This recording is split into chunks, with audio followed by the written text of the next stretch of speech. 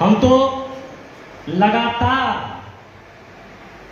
जो भी जमीनी मुद्दा है उस पर मुझसे जितना हो पाता है उतना हम संघर्ष करने का काम करते रहते हैं। और अभी औराई में मेरा लगातार औराई जगाओ यात्रा चल रहा है। ये इसलिए चल रहा है क्योंकि पूरे बिहार में अगर सबसे पिछड़ा हुआ विधानसभा कोई है तो औराई विधानसभा है।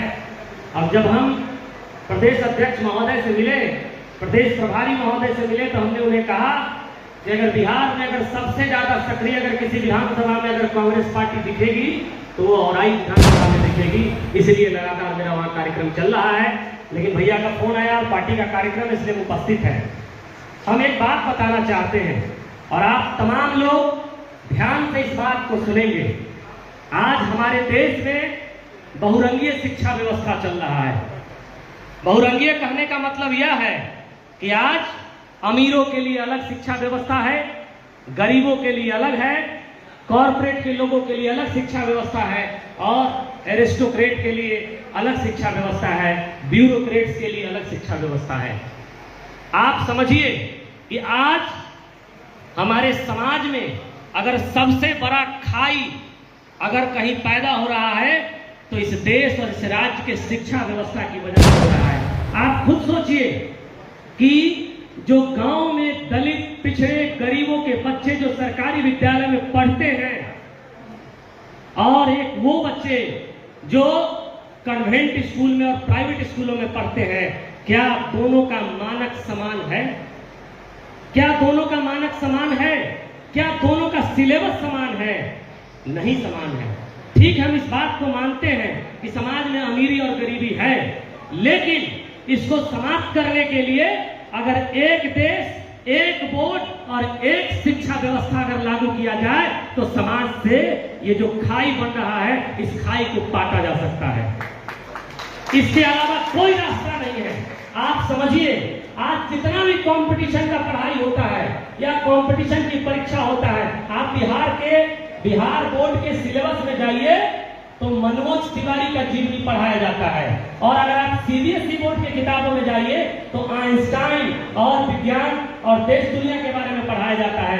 लेकिन जब वही बच्चे कंपटीशन में बैठते हैं तो मनोज तिवारी के जीवनी से कोई भी सवाल नहीं आता है, आइंस्टाइन के जीवनी से सवाल आता है।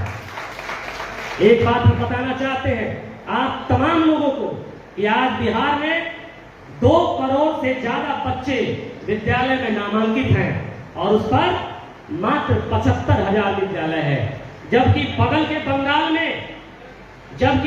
बंगाल में 1 करोड़ 65 लाख बच्चे नामांकित हैं और उस पर 83,000 से ज्यादा विद्यालय है।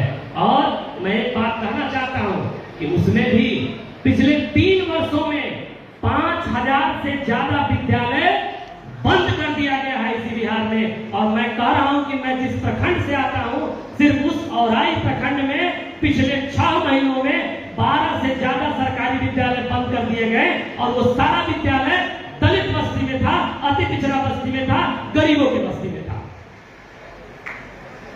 यही नहीं है, मैं एक बात और कहना चाहता हूं कि आज सिर्फ मेरे विधानसभा में 40 से ज्यादा सरकारी विद्यालय फूस के मकान में चल रहा है। तो सोचिए इस जिले में 300 से ज्यादा और इस पूरे राज्य में कितने ऐसे विद्यालय होंगे जिनके पास इंफ्रास्ट्रक्चर नहीं है। क्या बिना शिक्षा का हमारा भविष्य बदला जा सकता है? क्या बिना पढ़े हमारा तरक्की हो सकता है? तो मैं कांग्रेस पार्टी को इस बात के लिए धन्यवाद देना चाहता हूं कि कांग्रेस पार्टी ने आज शिक्षा को, पलायन को, रोजगार को, भागीदारी को बिहार में एक बहुत बड़ा मुद्दा बनाया है। आप सोचिए कि आज हमारे बच्चे एक छोटी से छोटी उच्च शिक्षा प्राप्त करने के लिए राज्य से बाहर जाना पड़ता है। राज्य से बाहर जाने के लिए जो हमारा संसाधन है वह भी बाहर जाता है, हमारा टैलेंट है वह भी बाहर जाता है। ये कैसे रुकेगा?